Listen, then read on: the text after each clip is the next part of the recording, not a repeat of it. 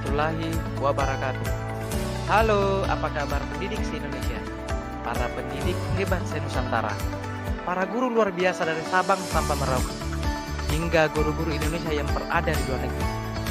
Salam guru penggerak, guru bergerak Indonesia maju.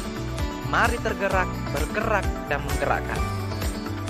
Jumpa lagi dengan saya Sulpadli, salah satu pendidik di salah satu SMA di Kabupaten Magelang, Jawa Tengah, yaitu SMA Negeri 1 Muntilan.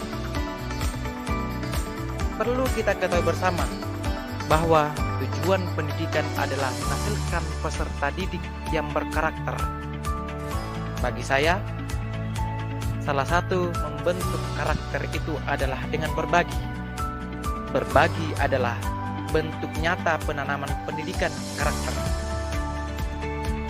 Sebagai seorang calon guru penggerak Angkatan 4 Kabupaten Magelang, Provinsi Jawa Tengah, izinkan kali ini saya memberikan hasil diseminasi konsep dan implementasi budaya positif yang telah saya lakukan di instansi di mana saya bekerja. Diseminasi konsep dan implementasi budaya positif di sekolah yang telah saya lakukan adalah saya mengambil tema bukan budaya positif dengan pembiasaan kritis, kenali, refleksi, dan evaluasi diri pada pembelajaran PPKN di SMA Negeri 1 Muntilan. Untuk itu, teman-teman sekalian, teman-teman se-Nusantara, guru-guru hebat se-Indonesia, berikut video diseminasi hasil diseminasi budaya positif yang telah saya lakukan di sekolah di mana saya bekerja. Selamat menyaksikan. Bismillahirrahmanirrahim. Assalamualaikum warahmatullahi wabarakatuh.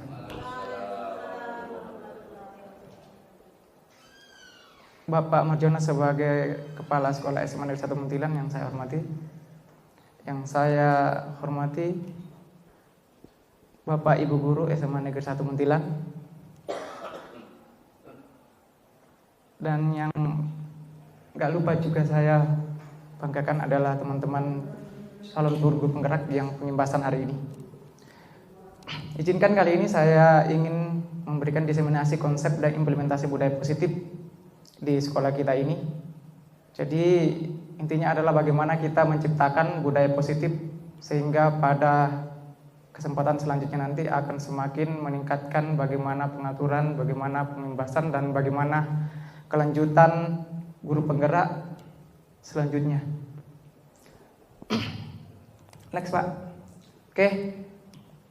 Tema yang saya ambil kali ini adalah menyangkut masalah menumbuhkan budaya positif dengan pembiasaan KRED, kenali, refleksi, dan evaluasi diri pada pembelajaran PPKN di SMA Negeri 1 Muntilan. Jadi intinya dari awal hingga akhir, termasuk dari apa-apa yang didapatkan pada modul 1 hingga terakhir juga tentunya menyangkut masalah bagaimana kita mengenali diri sendiri, kemudian merefleksikan diri sendiri, begitupun bagaimana juga mengevaluasi diri sendiri. Jadi intinya seperti itu, baik dari peserta didik maupun guru-gurunya.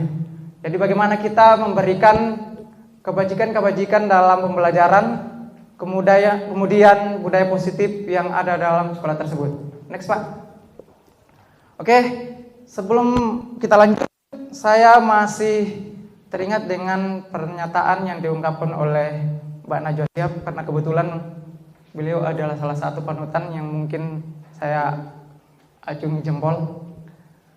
Mbak Najwa Shihab mengatakan tugas guru bukan menjejalkan pelajaran, tapi guru harus menghidupkan pengetahuan. Begitupun kebenaran guru bukan hal yang absolut, karena murid bukan kerbau yang harus serba menurut. Jadi intinya di sini adalah bagaimana kita menuntun peserta didik bukan atas dasar kemauan kita, karena peserta didik itu punya bakat dan minat yang berbeda. Bukan kerbau yang harus kita tuntut sesuai dengan keinginan kita. Peserta didik punya keinginan, punya bakat dan minat, punya passion masing-masing, yang harus kita tuntun sedemikian rupa. Bukan sesuai dengan satu tok atau dua tok bakat yang harus kita inginkan dan harus sesuai dengan keinginannya kita. Next Pak. Dari Mbak Najwa Shihab kita lanjut ke masa masuknya Merdeka Belajar. Karena Mbak Najwa Shihab itu jauh sebelum Merdeka Belajar sudah mengatakan seperti itu. Dan sekarang eranya Merdeka Belajar. Yang pertama adalah pencetusnya sendiri, yaitu Pak Nadiem Makarim. Merdeka Belajar itu bagaimana kebebasan dalam pembelajaran itu bukan berarti sebebas-bebasnya, tapi bagaimana kita menuntun peserta didik, bagaimana guru-guru itu bisa berinovasi lebih baik lagi, bagaimana menciptakan metode, bagaimana menciptakan inovasi dalam kelas untuk bagaimana meningkatkan peserta didik menjadi lebih baik lagi. Kemudian yang kedua adalah Pak Direktur Jenderal Pendidikan, yaitu Pak Iwan Sahril, yang menyatakan bahwa ini sedikit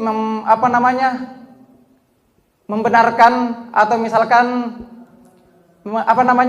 bagaimana memprotes atau mengkritisi tentang kata berhamba pada anak, karena banyak yang nggak terima tentang berhamba pada anak. Makanya Pak Iwan Sahril juga mengatakan bahwa berhamba pada anak, saya mau klarifikasi dulu, ini memakai kata-kata dari Bapak Pendidikan, yaitu Pak Ki Hajar Dewantara. Jadi analogi sebenarnya bahwa profesi guru itu betul-betul harus berorientasi sekuat mungkin bagaimana memberikan layanan kepada anak. Bukan berarti kita jadi hambanya anak, bukan. Tapi bagaimana guru itu memberikan layanan sebaik-baiknya kepada peserta didik. Seperti tidak membeda-bedakannya, kemudian tidak mendekannya sedemikian rupa, kemudian menerapkan pembelajaran keinginannya. Ya sekali-kalilah kita mendengar ocehannya peserta didik maunya seperti apa. Oh, saya ingin metode pembelajarannya seperti ini Pak, bisa enggak? Ya, seperti itu kita mendengar keinginannya anak. Nah, dari keinginannya anak tersebut tentunya anak semakin wah alhamdulillah, seperti itu pun jadi apresiasi bagi mereka. Kemudian yang ketiga ini yang Pak Gubernur Jawa Tengah yang sangat luar biasa, bahwa pendidikan saat ini erat kaitannya dengan tujuan kebaikan. Jadi tujuan pendidikan itu bertransformasi ke hal-hal yang bertujuan untuk kebaikan dan kebaikan. Hal ini sempat saya dengar ketika sama Pak Alvin, ketika bukan yang jabatan profesional kemarin ya Pak, pada saat disumpah Pak Ganjar Pranowo mengatakan demikian, bahwa guru jangan takut berinovasi dan mengubah diri demi kebaikan peserta didik. Jangan mengejar target materi harus selesai. Jadi nggak perlu target materinya harus selesai. Jadi kalau peserta didiknya nggak ngerti atau nggak mudeng kalau bahasa Jawa, ya cukup diulang-ulang terus, nggak apa-apa diulang-ulang katanya. Next. Oke. Ini pendidikan menurut Ki Hajar Dewantara. Dan saya mungkin nggak terlalu banyak memberikan sebab Bu Yulia sama Bu Widi udah mengutarakannya, bahwa pendidikan itu di mana guru seakan-akan atau diibaratkan sebagai petani. Nah, kemudian murid itu diibaratkan sebagai tanaman, misalkan tanaman padi. Kemudian sekolahnya itu diibaratkan tempat bercocok tanam. Semakin bagus kita memelihara tanaman tersebut, apakah diberi pupuk, apakah diberi hal-hal yang dibutuhkan oleh tanaman, semakin subur pasti tanamannya. Begitu. Semakin bagus kita menuntunnya, memberikan keinginannya sesuai apa yang diinginkan. Kemudian bagaimana kita mendidiknya menjadi lebih baik lagi sesuai dengan bakat dan minatnya, visionnya, itu akan peserta didik semakin nyaman dengan guru yang diinginkannya, seperti itu. Nah, bercocok tanamnya seperti ini.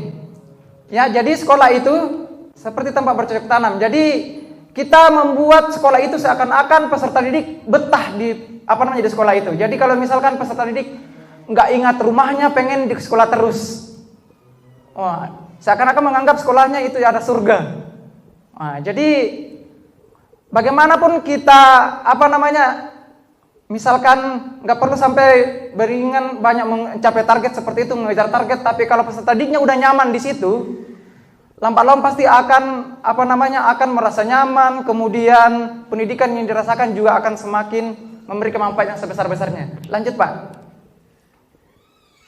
Nah, urgensinya menciptakan suasana positif di sekolah. Nah, kenapa penting sekali? Karena jika murid diibaratkan biji padi atau jagung, maka suasana positif di lingkungan sekolah adalah sebagai tanah subur yang sangat dibutuhkan bagi tumbuh kembang biji-biji tersebut. Jadi, jika murid diibaratkan biji jagung, jadi kalau semakin kita memelihara anak, kemudian mendidiknya dengan baik, tentunya akan memberikan suasana positif juga. Anak semakin nyaman dengan kita. Kemudian dengan terciptanya suasana positif di lingkungan tempat belajar, maka kenyamanan lingkungan akan membuat murid belajar dengan nyaman pula, sehingga mereka dapat tumbuh dan berkembang dengan baik sesuai kodratnya. Next, Pak. Nah, kegiatan pemantiknya perubahan paradigma, stimulus respon menjadi terkontrol. Anggaplah kalau misalkan Bapak Ibu atau kita guru-guru semua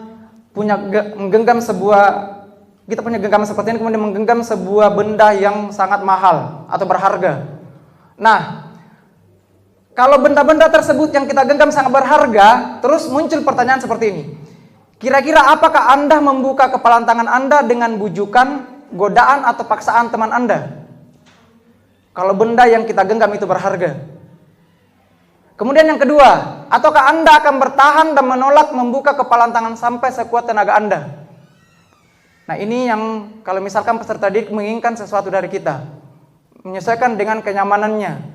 Misalkan, Pak, apakah metode pembelajarnya bisa diubah supaya saya bisa bagaimana cara saya untuk belajar semakin baik lagi? Nah, biasanya kan kalau kita berikan metode pembelajaran dalam mengajar juga, kadang anak-anak harus sesuai dengan keinginannya kita. Padahal kalau kita pikir, harusnya sekali-kali kita bertanya ke anak apa yang harus gurunya lakukan, apa yang harus direfleksikan, dan apa yang harus dievaluasikan. Seperti itu. Lanjut, Pak. Nah, perubahan paradigma teori kontrol. Nah, ini nih, ada 4 yang biasanya ilusi-ilusi yang sering kita dengar. Yang pertama, ilusi guru mengontrol murid. Jadi, sama seperti metode-metode pembelajaran yang sering kita lakukan. Jadi, kalau misalkan kita menerapkan pembelajaran seperti itu, tapi peserta didiknya malah sebenarnya dalam hatinya nggak suka, seakan-akan kita mengontrol murid. Kemudian yang kedua, ilusi bahwa kritik dan membuat orang merasa bersalah dapat menguatkan karakter. Yang ketiga, ilusi bahwa semua penguatan positif efektif dan bermanfaat. Dan yang keempat, ilusi bahwa orang dewasa memiliki hak untuk memaksa. Jadi itu serba ilusi semua.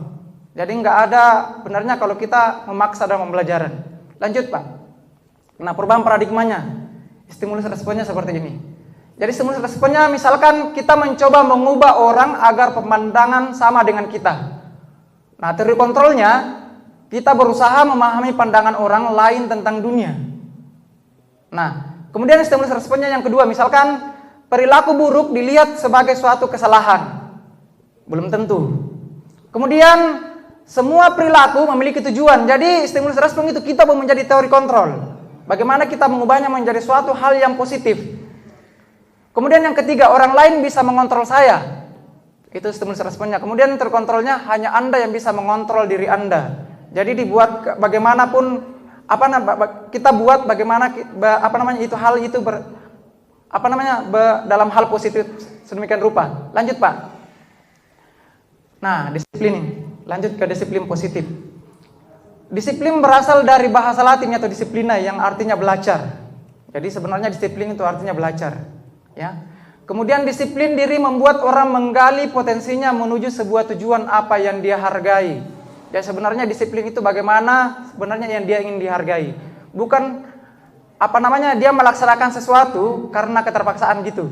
Kemudian yang ketiga, dalam budaya kita makna kata disiplin telah berubah menjadi sesuatu yang dilakukan seseorang pada orang lain untuk mendapatkan kepatuhan. Jadi seakan-akan orang lain itu seakan-akan dia ikut peraturan atau menaati peraturan itu adanya seakan-akan terpaksa di dalamnya.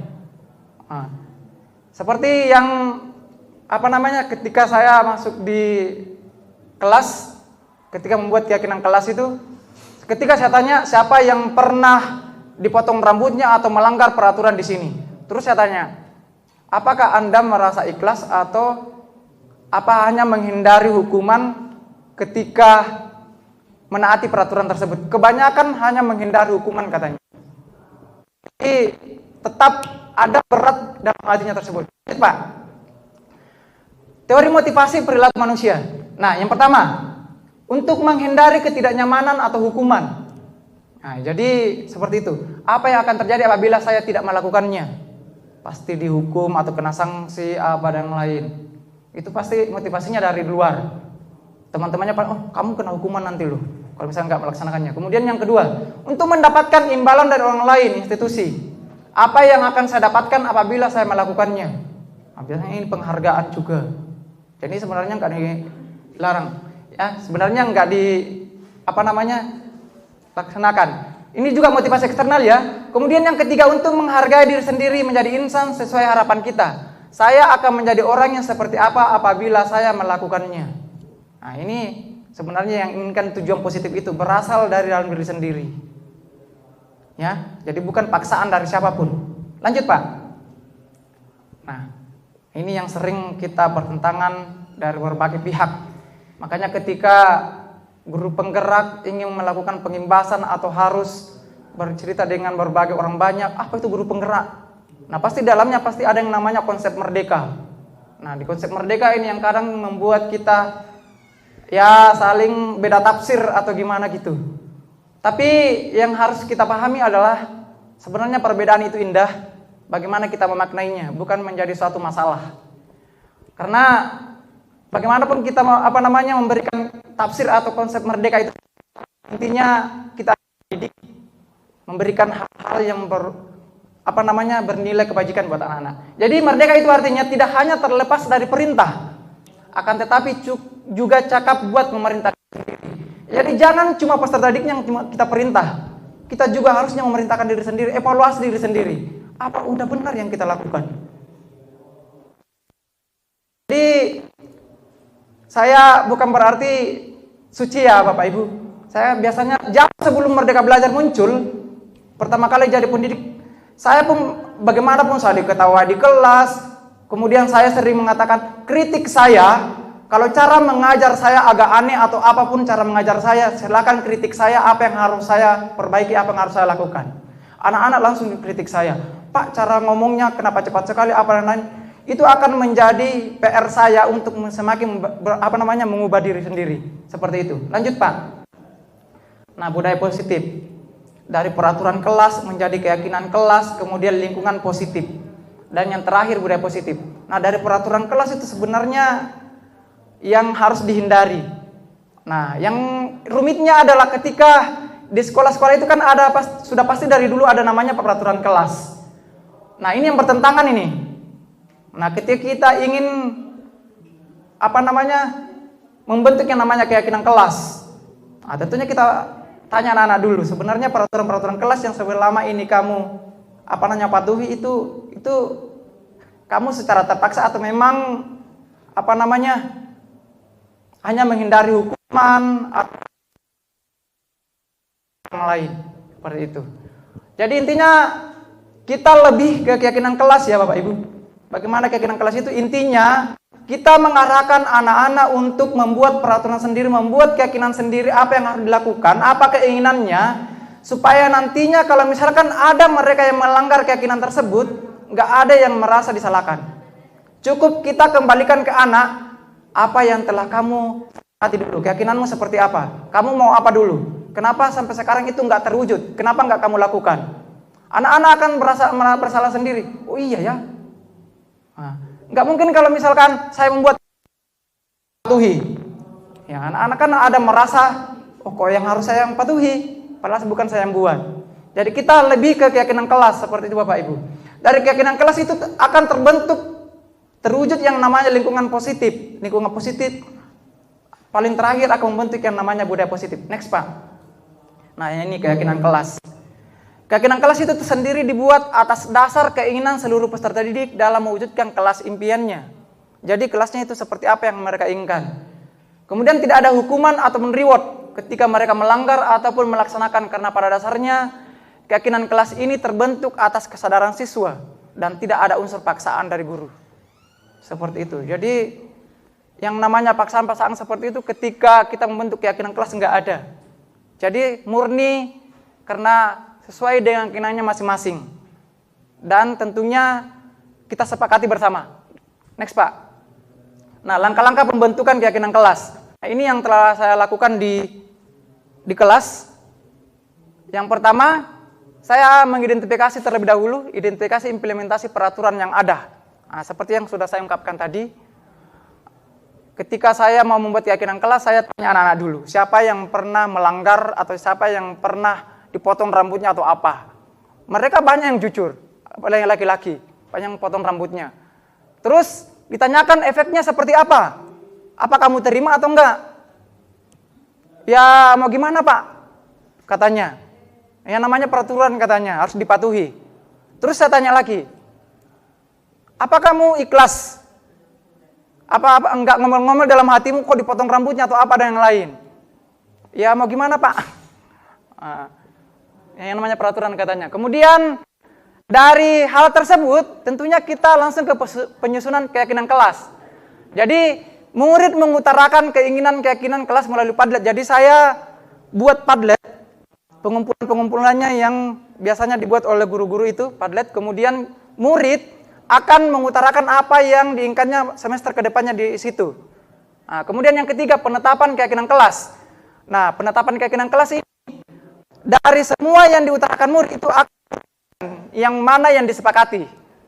Seperti itu. Kemudian deklarasinya. Nah, deklarasi di sini saya buatkan dalam bentuk form, tapi formnya Soho. Soho itu yang mampu mengumpulkan semua bentuk tanda tangan. Jadi peserta didik semua tanda tangan dalam form tersebut.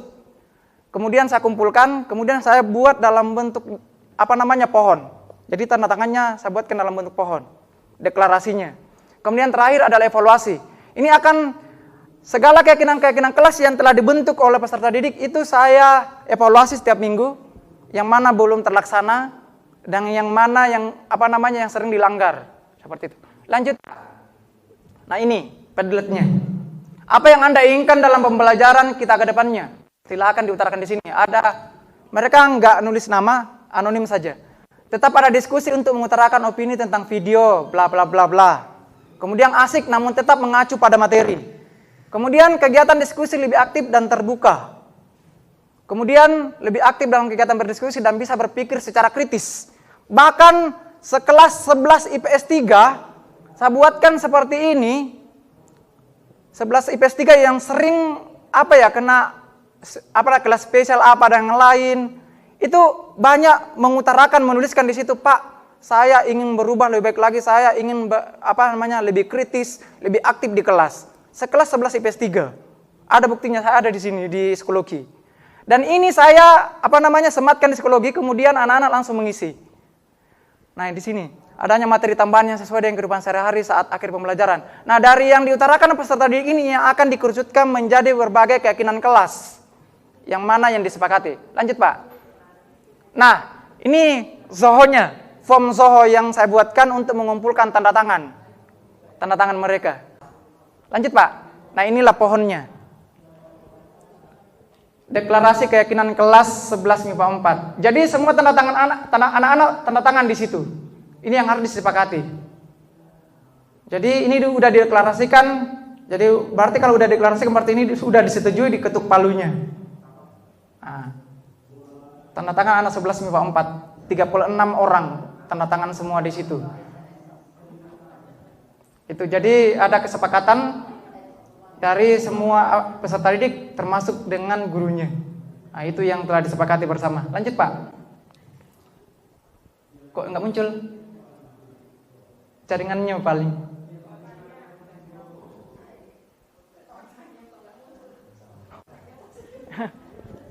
Jaringan internetnya, Pak. Aduh. Oke. Intinya kebutuhan dasar manusia itu ada 5 di situ ya, Bapak Ibu. Termasuk bagaimana kebutuhan akan kasih sayang, kebebasan, bertahan hidup, lain sebagainya. Yang intinya adalah apapun yang sering terjadi dalam, misalkan di ruangan kelas didik itu berulah atau melakukan hal demikian, itu sebenarnya itu membutuhkan kasih sayang atau membutuhkan hal-hal yang sebenarnya belum belum terdapat dalam kehidupannya. Apakah di rumahnya itu belum mendapatkan sama orang tua. Jadi kita sebagai gurunya, bagaimana kita menggantikan diri sebagai orang tua juga. Kemudian bagaimana kita menanyakannya apa sebenarnya yang terjadi dalam kehidupannya. Karena kita nggak tahu apa-apa yang sebenarnya yang terjadi dalam kedua peserta didik. Lanjut Pak. 5 posisi kontrol. Ikut juga ya. Nah, 5 posisi kontrol ini sebenarnya udah dijelaskan Bu Widi sama Bu Yuli ya. Jadi intinya kita harusnya berposisi sebagai manajer. Maksudnya pemimpin pembelajaran. Jadi kita nggak boleh berposisi sebagai membuat orang merasa bersalah dan dalam hal memberikan hukuman dan yang lain. Kemudian sampai peserta didik merasa tertekan seperti itu. Intinya adalah bagaimana kita menjadi seorang manajer. Intinya bagaimana peserta didik kita arahkan untuk kembali ke hal yang semestinya. Jadi peserta didik akan yakin apa yang telah dia lakukan dan kembali kepada hal yang semestinya. Lanjut Pak. Nah, ke restitusi. Ini yang mudah-mudahan yang terakhir. Lanjut. Nah, yang harus kita proses menciptakan kondisi bagi murid untuk memperbaiki kesalahan mereka sehingga mereka bisa kembali pada kelompok mereka dengan karakter yang lebih kuat.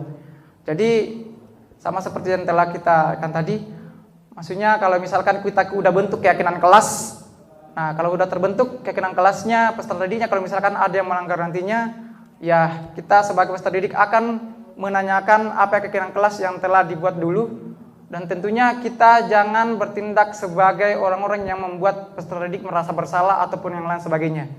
Kita harusnya menjadi seorang manajer yang menuntunnya sedemikian rupa bagaimana dia kembali kepada kelompok mereka dengan karakter yang lebih baik lagi. Lanjut Pak. Nah, ciri-ciri restitusi. Bukan untuk menebus kesalahan tapi belajar dari kesalahan. Kemudian memperbaiki hubungan. Kemudian tawaran bukan paksaan. Jadi nggak ada paksaan dalam hal ini. Kemudian restitusi menuntun untuk melihat ke dalam diri. Jadi apa-apa yang terjadi dalam dirinya, bagaimana mengenali diri dan lain sebagainya. Kemudian restitusi mencari kebutuhan dasar yang mendasari tindakan, seperti 5 kebutuhan dasar yang kita sebutkan sebelumnya. Kemudian restitusi diri adalah cara yang paling baik. Kemudian restitusi fokus pada karakter bukan pada tindakan. Jadi karakternya yang. Kemudian restitusi fokus pada solusi. Jadi bagaimana cara mencari solusi bukan menambah masalah. Kemudian restitusi mengembalikan murid yang berbuat salah pada kelompoknya. Bagaimana menjadi seorang yang lebih baik lagi. Lanjut Pak. Nah, segitiga restitusinya juga nggak muncul. Nah, segitiga restitusinya ini ada 3 tingkatan. Tingkatannya bisa di next Pak. Tingkatannya seperti ini. Yang pertama menyangkut masalah menstabilkan identitas. Nah, kalau misalkan guru berkata seperti ini, contohnya, berbuat salah itu hal yang manusiawi. Jadi kita bagaimana caranya menstabilkan identitas, bagaimana menstabilkan. Kemudian tidak ada manusia sempurna. Kemudian lanjut, Bapak Ibu juga berbuat salah. Jadi anak merasa, oh saya semakin disayangi dan dihormati banget. Kemudian pasti bisa menyelesaikan permasalahan ini. Jadi kita semakin membuat anak tenang-tenang saja. Kemudian Bapak Ibu tidak tertarik untuk mencari tahu siapa yang benar dan siapa yang salah. Bapak Ibu lebih tertarik menyelesaikan masalah. Jadi kita selesaikan masalah bukan menambah masalah. Kemudian lanjut, kalau kamu menyalahkan dirimu sendiri terus-menerus, apakah kamu bersikap baik pada dirimu sendiri? Jadi kita memberikan kalimat-kalimat yang membuat peserta didik semakin tahu bagaimana mengenali dirinya. Seperti itu. Lanjut Pak. Validasi tindakan yang salah. Nah, jadi kita akan melihat sebenarnya yang salah sebenarnya apa, siapa. Yang contohnya seperti ini, kalau misalkan guru berkata, kamu bisa melakukan hal yang buruk tapi kamu tidak bisa melakukannya kan? Kemudian kamu pasti punya alasan mengapa melakukannya. Mengapa melakukannya? Pasti akan berpikir peserta didiknya, kenapa kamu lakukan? Terus apa yang penting bagi kamu? Pasti akan berpikir. kita validasi sebenarnya tindakannya yang salah sebenarnya siapa atau apa. Kemudian kamu boleh tetap berusaha menjaga sikap itu, tapi tambahkan sikap yang lain yang baru. Kemudian, maukah kamu belajar cara lain untuk mendapatkan yang kamu butuhkan tanpa harus memukul? Nah itu. Kemudian terakhir, apakah besok kamu bisa melakukan dengan lebih baik lagi? Seperti itu. Next Pak, yang terakhir, segitiga restitusi yang terakhir yang paling atas adalah menanyakan keyakinan. Nah inilah, kita akan kembalikan ke keyakinan yang sudah disetujui oleh anak. Nilai apa yang kita percaya di kelas atau di sekolah kita. Kemudian nilai-nilai universal apa yang telah kita sepakati. Nilai-nilai yang bersifat umum yang kita sepakati di sekolah ini. Kemudian lanjut, kelas yang ideal itu seperti apa? Jadi kita tanya anak, menurutmu kelas yang ideal itu seperti apa? Ya kalau misalkan anak, oh seperti ini. Nah dan kita juga arahkan, oh kalau menurut gurunya juga kelas yang ideal seperti itu ya kita sepakati. Kemudian kamu ingin jadi anak yang seperti apa? Nah, jadi kita tanyakan keyakinan-keyakinannya. Kemudian terakhir apa yang kamu rasakan? Ketika kamu melakukan itu, kamu menjadi orang yang seperti apa? Misalkan jahat kepada temannya. Kalau kamu melakukan seperti itu, kamu menjadi orang seperti apa? Inginnya apa? Nah itu. Jadi kita tanyakan keyakinan, apa yang kita sepakati di kelas. Lanjut Pak. Nah, praktik yang kemarin sempat saya lakukan adalah ada 2 kasus. Yang pertama tentang menyontek. Jadi ceritanya kedapatan nyontek itu kita kembalikan atau misalkan kita hadapkan, kita berikan saran dengan cara tetap mengacu pada keyakinan kelas apa yang disepakati selama ini. Apa nilai-nilai universal gitu. Jadi kalau anak-anak, oh iya Pak, merasa bersalah atau merasa sebenarnya melanggar apa yang telah disepakati. Lanjut Pak. Yang kedua tentang bullying.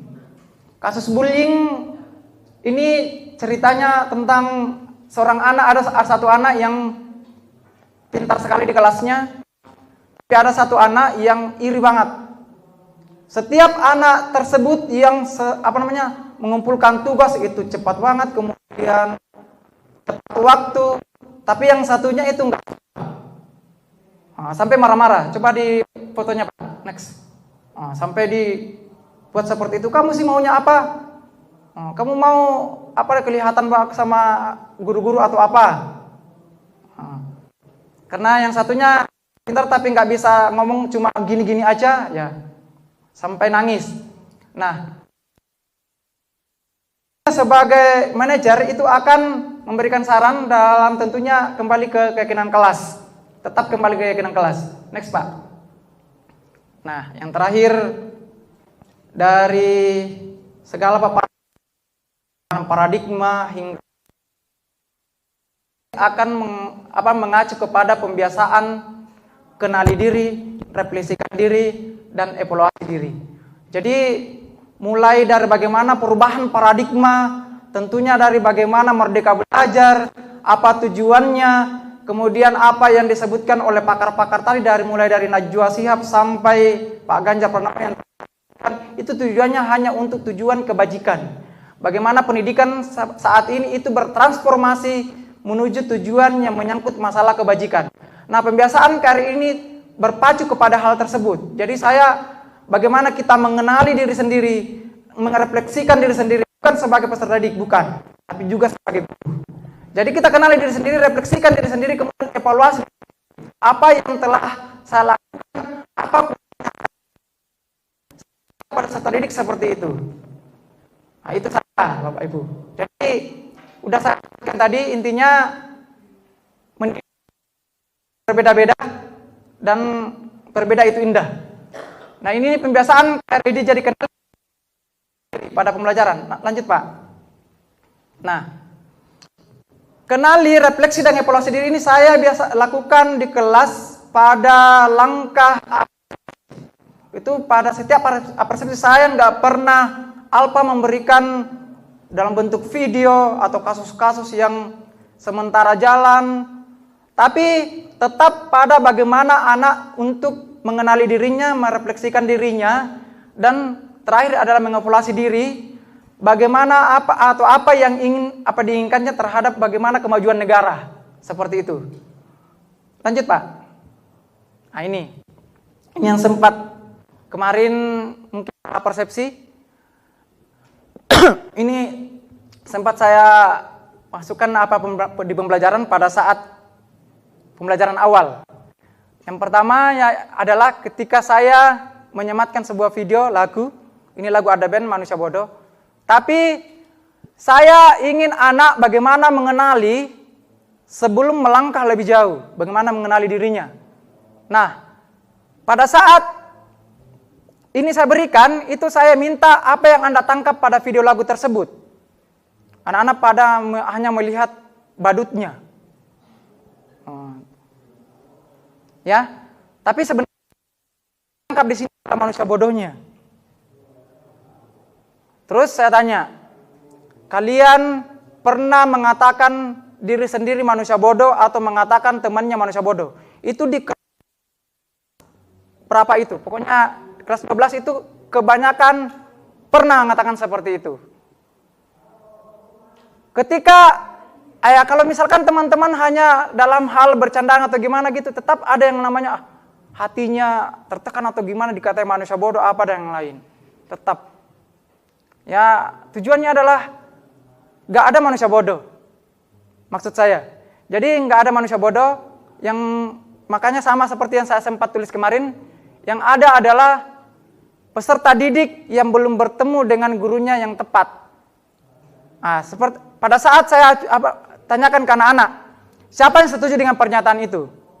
Dan banyak yang angkat tangan dan mengatakan bahwa betul Pak. Ketika guru mengajar dan tidak mengatasnamakan pada satu bakat dan minat, tentunya itu akan memberikan ruang bagi peserta didik untuk belajar atau menyesuaikan dengan visionnya masing-masing, bukan pada satu bidang atau bakat. Karena peserta didik itu akan menyesuaikan dengan bakat dan minatnya. Sama seperti ketika peserta didik ingin ikut UTBK atau misalkan lanjut ke perguruan tinggi. Itu dari 2 tahun sebelumnya, salah satu contohnya adalah Rima Nabila. Rima Nabila itu awalnya bingung. Rima Nabila itu bingung, Pak, saya mau lanjut apa? Saya mau ambil jurusan apa? Bingung saya, Pak.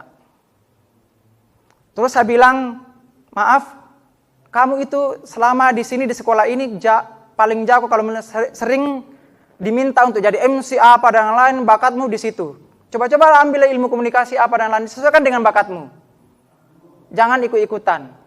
Seperti itu maksud saya. Jadi intinya peserta didik akan merasa nyaman ketika ada guru yang pada saat pembelajaran memberikan materi pembelajaran yang dia suka.